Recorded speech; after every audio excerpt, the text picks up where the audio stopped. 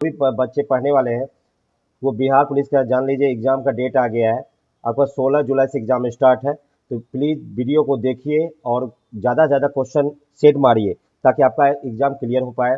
और ज़्यादा उत्पन्न करने वाला यंत्र है, देखिए कृत्रिम मौसम उत्पन्न करने वाला यंत्र कौन सा है? Option A hydrometer, option B है साइक्लोट्रॉन, ऑप्शन सी है इलेक्ट्रोमीटर, ऑप्शन डी है पोटेंशियोमीटर। तो कृत्रिम मौसम उत्पन्न करने वाला यंत्र का नाम है साइक्लोट्रॉन। ऑप्शन बी आपका सही जवाब हो जाएगा। चलिए देखिए हाइड्रोमीटर क्या होता है। हाइड्रोमीटर याद रखिएगा, किसी पदार्थ, किसी तरल पदार्थ, तरल मतलब लिक्विड वाला, जो किसी तरल पदार्थ के विशिष्ट गुरुत्व, विशिष्ट गुरुत्व या सापेक्ष घनत्व मापने के लिए, घनत्व मापने के लिए किसका प्रयोग करते हैं? तो हाइड्रोमीटर का प्रयोग करते हैं। साइक्लोट्रॉन तो पता है ये कृत्रिम मौसम उत्पन्न करने वाला यंत्र है। इलेक्ट्रोमीटर, इलेक्ट्रोमीटर से क्या करते हैं?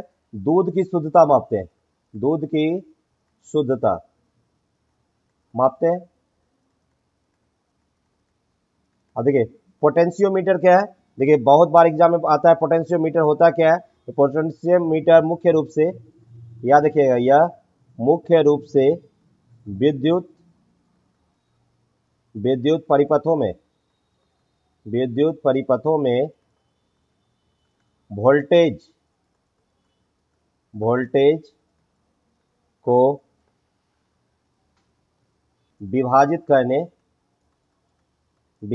करने या प्रतिरोध को बदलने में, या प्रतिरोध को बदलने में प्रयोग किया जाता है, प्रयोग किया जाता है। चलिए क्या देखा है, संसार का सर्वाधिक जनसंख्या वाला मरुस्थल है। तो संसार का सर्वाधिक जनसंख्या वाला मरुस्थल कौन सा है, ये आपको बताना है। देखिए ऑप्शन ए है सहारा, ऑप्शन बी है गोबी, ऑप्शन सी है थार, ऑप्शन डी है कालाहारी। तो संसार का सर्वाधिक जनसंख्या वाला मरुस्थल थार मरुस्थल है। इसे ग्रेट इंडियन डिजर्ट भी कहा जाता है, याद रखिएगा, इसे ग्रेट इंडियन डेजर्ट भी कहा जाता है। अब देखिए ये क्या है, अब इसका फैलाव कहाँ कहाँ है, थार मरुस्थल का फैलाव कहाँ कहाँ, तो भारत और पाकिस्तान फैलाव है, भारत और पाकिस्तान में, भारत और पाकिस्तान में फैला हुआ है। कौन सा मरुस्थल? थार मरुस्थल। याद रखिएगा मुख्य रूप से पश्चिमी राजस्थान में, मुख्य रूप से पश्चिमी राजस्थान में, पश्चिमी राजस्थान में फैलाव है। अब देखिए जनसंख्या घनत्व की बात करें, अगर जनसंख्या घनत्व की बात करें थार मरुस्थल में, तो जनसंख्या घनत्व 83 व्यक्ति प्रति वर्ग किलोमीटर, याद रखिएगा। अब देखिए अगर पूछा जाएगा दुनिया का सबसे कम जनसंख्या घनत्व वाला मरुस्थल, सबसे कम या जैसे पूछा जा रहा है क्वेश्चन में संसार का सर्वाधिक जनसंख्या वाला मरुस्थल, तो आपने थार मरुस्थल मारा, और सबसे कम जनसंख्या वाला पूछा जाएगा वाला मरुस्थल, अगर क्वेश्चन में ऐसा दे दिया तो क्या मारिएगा। तो देखिए इसमें याद रखिएगा सब दुनिया का संसार का सबसे कम जनसंख्या वाला मरुस्थल आटाकामा मरुस्थल है, आटाकामा मरुस्थल। अब देखिए आटाकामा मरुस्थल का संबंध कहाँ से है, जो चिली में है। आटाकामा मरुस्थल कहाँ है? चिली में। इस बंगाल के विभाजन से बहुत ज्यादा क्वेश्चन एराइज होता है, तो देखते हैं क्वेश्चन पे क्या है। बंगाल का विभाजन किया गया, किसके द्वारा किया गया? सबसे पहले हम बात करते हैं बंगाल विभाजन का। तो बंगाल विभाजन 19 जुलाई 1905 को किया गया। अब देखिए किसके द्वारा किया गया? लॉर्ड डलहौजी के द्वारा, ऑप्शन बी है लॉर्ड कर्जन के द्वारा, ऑप्शन सी है लॉर्ड वारेन हेस्टिंग्स के द्वारा, ऑप्शन डी है लॉर्ड जॉन शोर के द्वारा। तो बंगाल का विभाजन लॉर्ड कर्जन के द्वारा 19 जुलाई 1905 में किया गया था। उस समय तत्कालीन वायसराय लॉर्ड कर्जन थे। तो ऑप्शन बी आपका सही जवाब हो जाएगा। नेक्स्ट क्वेश्चन चलते हैं, सत्य शोधक समाज की स्थापना किसने की? तो देखिए सत्य शोधक समाज की स्थापना किसने की ये बताना है। Option A Raja Ram Mohan Roy, option B है श्री नारायण गुरु ने, ऑप्शन सी है ज्योतिराव गोविंदराव फूले ने, ऑप्शन डी है ईश्वर चंद्र विद्यासागर ने। तो सत्य शोधक समाज की स्थापना ज्योतिराव गोविंदराव फूले ने की। ऑप्शन सी आपका सही जवाब हो जाएगा। नेक्स्ट क्वेश्चन चलते हैं। लोक निधि का अभिभावक किसे कहा जाता है। ऑप्शन ए राष्ट्रपति, ऑप्शन बी है नियंत्रक एवं महालेखा परीक्षक, ऑप्शन सी है संसद, ऑप्शन डी है मंत्रिपरिषद। तो लोक निधि का अभिभावक नियंत्रक एवं महालेखा परीक्षक को कहा जाता है। ऑप्शन बी आपका सही जवाब हो जाएगा। नेक्स्ट क्वेश्चन पे चलते हैं। अब देखिए भारत के प्रथम विधि अधिकारी के रूप में कौन जाना जाता है। ऑप्शन ए है भारत का मुख्य न्यायाधीश, ऑप्शन बी है भारत का महानियंत्रक, ऑप्शन सी है भारत का महान्यायवादी, ऑप्शन डी है विधि सचिव। तो भारत के प्रथम विधि अधिकारी के रूप में भारत का महान्यायवादी जाना जाता है। ऑप्शन सी आपका सही जवाब हो जाएगा। अब देखिए अगर महान्यायवादी की बात करते हैं तो अटॉर्नी जनरल कहा जाता है इसे। अब देखिए भारत के पहले महान्यायवादी, भारत के, याद रखिएगा, भारत के पहले महान्यायवादी कौन थे, याद रखिएगा, एमसी सीतलवार, एमसी सीतलवार थे। अब देखिए अगर बात किया जाए अभी वर्तमान में कौन है, वर्तमान में अगर बात करें आर वेंकट रमनी, आर वेंकट रमनी है। अगर ये देखिए अगर ये पूछेगा कि भारत का महान्यायवादी का प्रावधान कौन अनुच्छेद के किस, देखिए अगर ये क्वेश्चन पूछा जाएगा भारत का महान्यायवादी किस अनुच्छेद के अंतर्गत आता है, याद रखिएगा यह अनुच्छेद 76। क्या होता है अनुच्छेद 76। भारत के महान्यायवादी के कार्यालय का प्रावधान करता है, याद रखिएगा। निम्नलिखित में से कौन से भारतीय राष्ट्रपति लोकसभा अध्यक्ष भी रहे हैं। Option A Fakhruddin Ali Ahmed, option B है doctor Shankar Dayal Sharma, option C है doctor Zakir Hussain, option D है नीलम संजीव रेड्डी। तो भारत के राष्ट्रपति जो लोकसभा अध्यक्ष भी रहे हैं वो है नीलम संजीव रेड्डी। ऑप्शन डी आपका सही जवाब हो जाएगा। नेक्स्ट क्वेश्चन चलते हैं। पनामा नहर जोड़ती है, पनामा नहर किसको किससे जोड़ती है। ऑप्शन ए है उत्तरी अमेरिका एवं दक्षिणी अमेरिका को, ऑप्शन बी है प्रशांत महासागर एवं आंध्र महासागर को, ऑप्शन सी है लाल सागर एवं भूमध्य सागर को, ऑप्शन डी है अटलांटिक महासागर एवं प्रशांत महासागर को। तो पनामा नहर अटलांटिक महासागर एवं प्रशांत महासागर को जोड़ती है। ऑप्शन डी आपका सही जवाब हो जाएगा। नेक्स्ट क्वेश्चन पे चलते हैं। निम्नलिखित में से कौन संसार की सबसे बड़ी पोतवाहक नहर है। ऑप्शन ए कील नहर, ऑप्शन बी है पनामा नहर, ऑप्शन सी है सू नहर, ऑप्शन डी है सुएज नहर। तो संसार की सबसे बड़ी पोतवाहक नहर सुएज नहर है। ऑप्शन डी आपका सही जवाब हो जाएगा। अब देखिए ये सुएज नहर कहाँ है, यह सुएज नहर मिस्र में है, मिस्र में है, याद रखना है। अब देखिए यह इसका क्या रखिएगा, यह लाल सागर को भूमध्य सागर से जोड़ती है, भूमध्य सागर से जोड़ती है। चलिए मानव निर्मित नहर है, मानव निर्मित है। चलिए नेक्स्ट क्वेश्चन पे चलते हैं। विश्व में प्राकृतिक रबर का सबसे बड़ा उत्पादक देश कौन सा है। Option A Brazil, option B है भारत, ऑप्शन सी है मलेशिया, ऑप्शन डी है थाईलैंड। विश्व में प्राकृतिक रबर का सबसे बड़ा उत्पादक देश थाईलैंड है। ऑप्शन डी आपका सही जवाब हो जाएगा। नेक्स्ट सागर जोड़ता है भूमध्य सागर और एजियन सागर को। ऑप्शन बी भूमध्य सागर और लाल सागर को, ऑप्शन सी एजियन सागर और काला सागर को, ऑप्शन डी काला सागर और कैस्पियन सागर को। तो मरमरा सागर, एजियन सागर और काला सागर को जोड़ता है। ऑप्शन सी आपका सही जवाब हो जाएगा। फोटोग्राफी में कौन सा अम्ल का प्रयोग किया जाता है। ऑप्शन ए फॉर्मिक अम्ल, ऑप्शन बी है ऑक्जेलिक अम्ल, ऑप्शन सी है साइट्रिक अम्ल, ऑप्शन डी है एसिटिक अम्ल। तो फोटोग्राफी में कौन सा अम्ल का प्रयोग किया जाता है? तो फोटोग्राफी में ऑक्जेलिक अम्ल का प्रयोग किया जाता है। ऑप्शन बी आपका सही जवाब हो जाएगा। नेक्स्ट क्वेश्चन पे चलते हैं। हिंद स्वराज है, हिंद स्वराज के लेखक कौन है? ऑप्शन ए है महात्मा गांधी, ऑप्शन बी है जवाहरलाल नेहरू, ऑप्शन सी है doctor Rajendra Prasad, option D है सरदार वल्लभ भाई पटेल। तो हिंद स्वराज के लेखक महात्मा गांधी है। महात्मा गांधी ने 1909 में लिखी थी। ऑप्शन ए आपका सही जवाब हो जाएगा। नेक्स्ट क्वेश्चन पे चलते हैं। घूमर नृत्य का संबंध किस राज्य से है? तो घूमर नृत्य का संबंध राजस्थान से। ऑप्शन डी आपका सही जवाब हो जाएगा। नेक्स्ट क्वेश्चन पे चलते हैं। दक्षिण भारत की सबसे ऊंची चोटी कौन सी है? देखिए, ऑप्शन ए है अनायमुडी, ऑप्शन बी है दोदा बेट्टा, ऑप्शन सी है महेंद्रगिरी, ऑप्शन डी है इनमें से कोई नहीं। तो दक्षिण भारत की सबसे ऊंची चोटी अनायमुडी है। ऑप्शन ए आपका सही जवाब हो जाएगा। नेक्स्ट क्वेश्चन पे चलते हैं।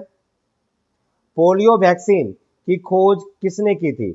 ऑप्शन ए है अलेक्जेंडर फ्लेमिंग, ऑप्शन बी है जॉन साल्क, ऑप्शन सी है रॉबर्ट कोच, ऑप्शन डी है एडवर्ड जेनर।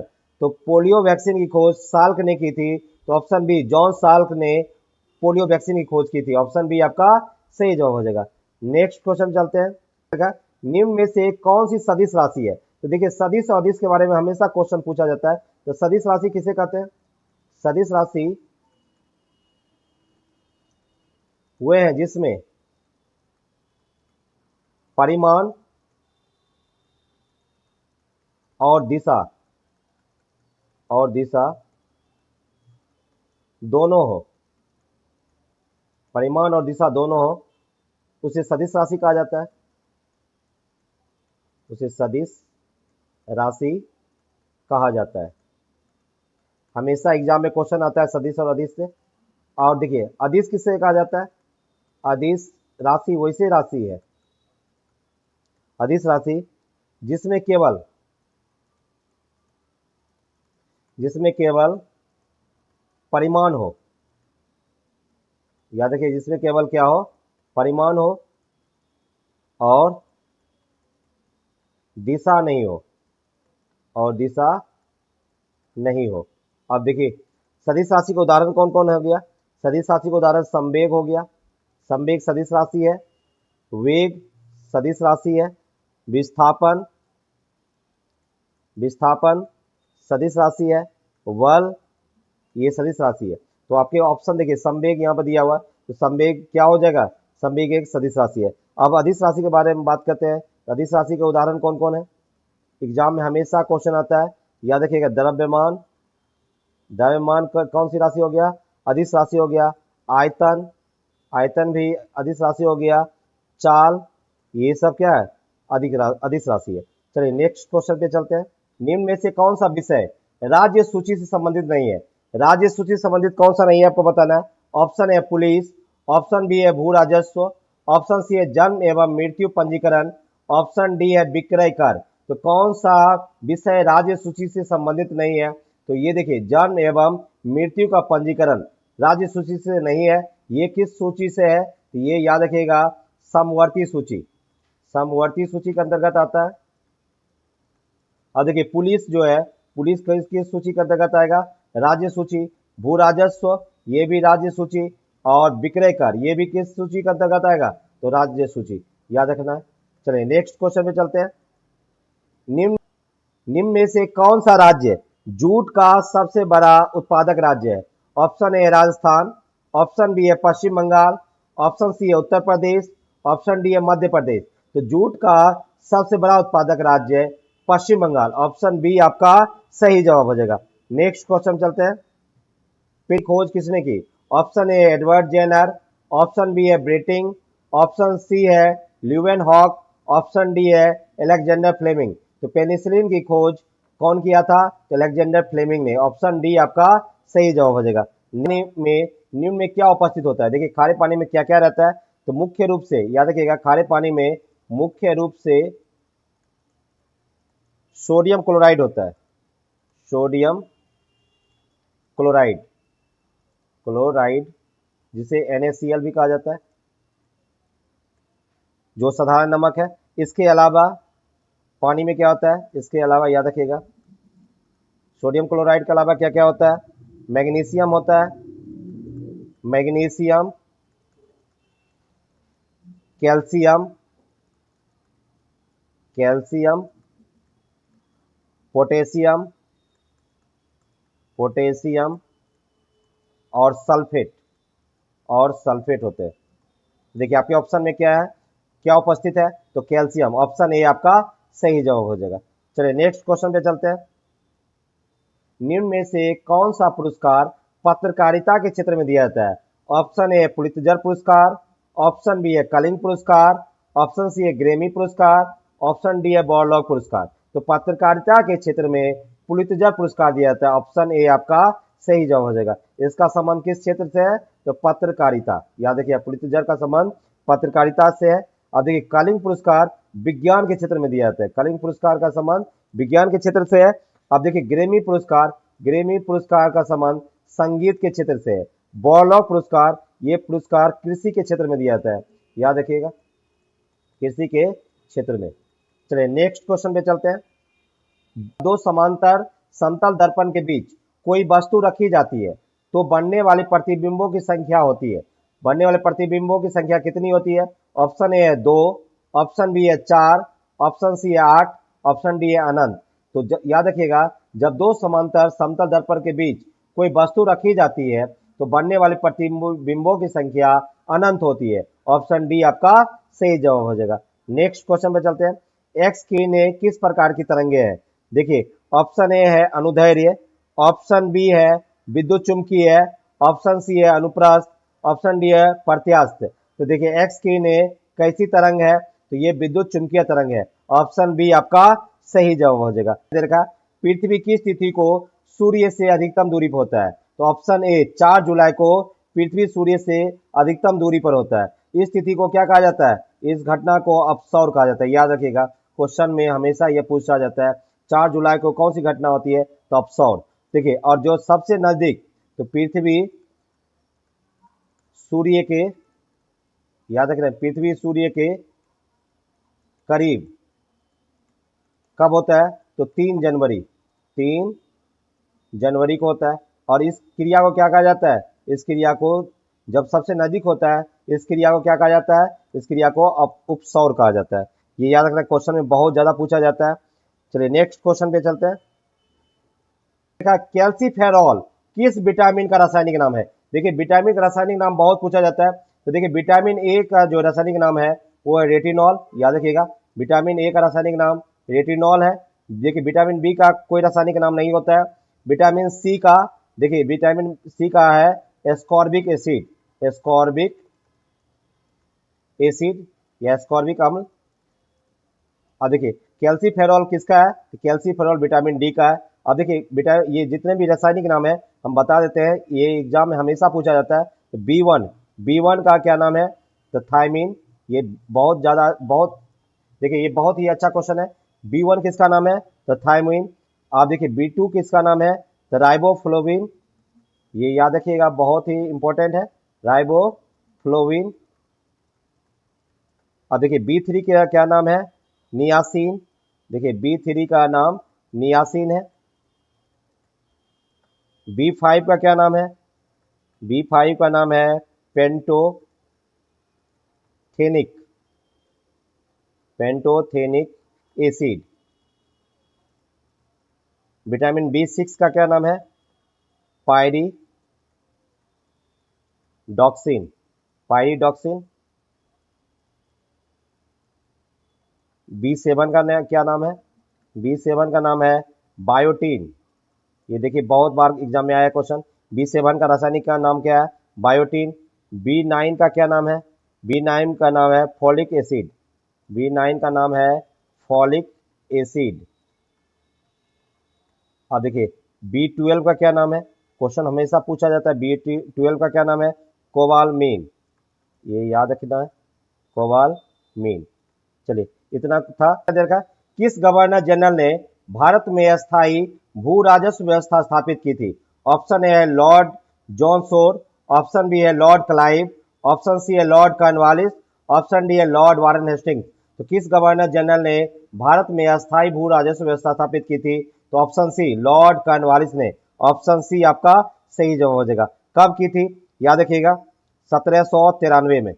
अब देखिए इस व्यवस्था को अस्थाई बंदोबस्त थी, अस्थाई बंदोबस्त, बंदोबस्त या अस्थाई बंदोबस्त या जमींदारी व्यवस्था भी कहा जाता है। याद रखना जमींदारी व्यवस्था, व्यवस्था भी कहा जाता है।